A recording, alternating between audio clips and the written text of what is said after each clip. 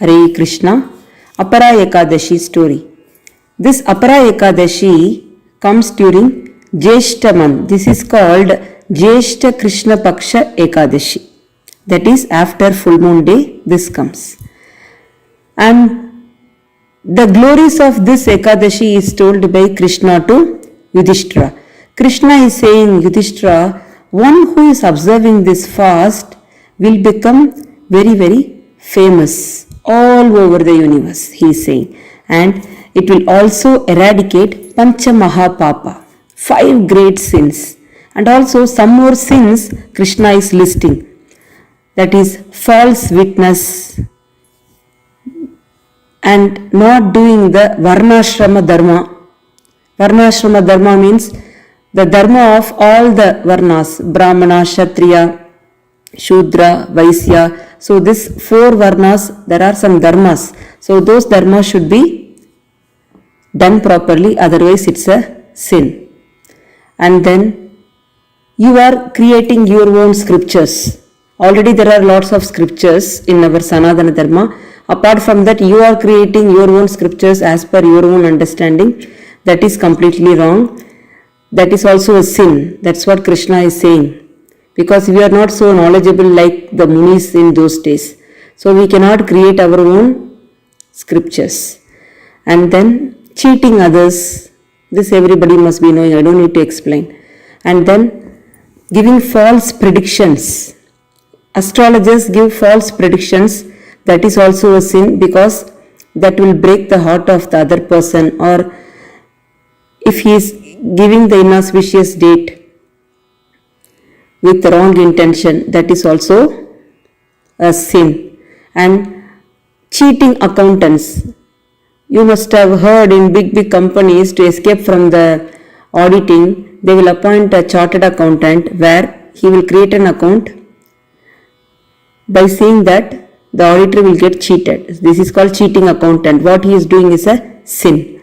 And then false Ayurvedic doctor.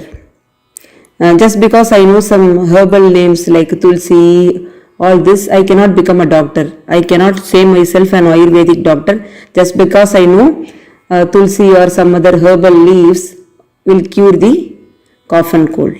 So you need to be a proper authentic Ayurvedic doctor. So this all sins are bad as equal to false witness.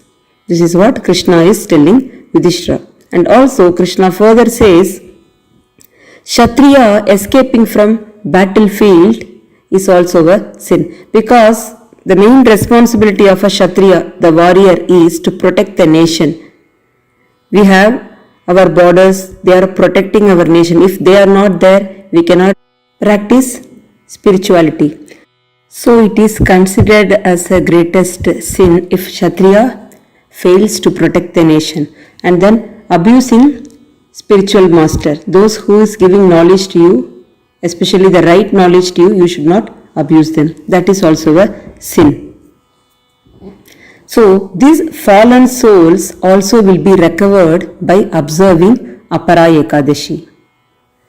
And Krishna is saying one Apara Ekadashi is equal to the merit attained by performing all of the following. What are they?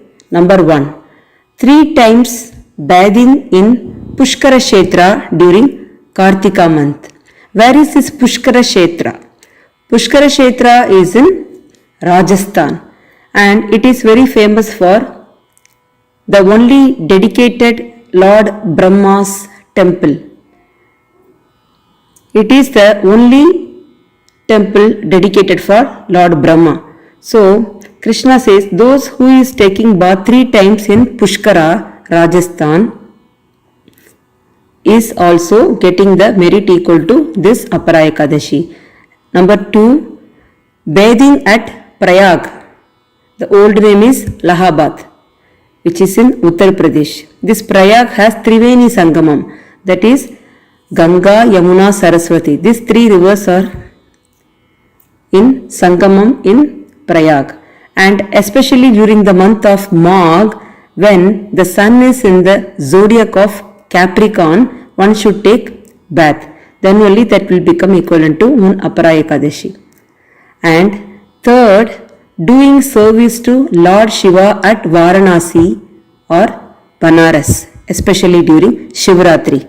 And then performing Pindadan rituals at Gaya, Bihar, where Falgu river is flowing, doing Pindadan in Gaya.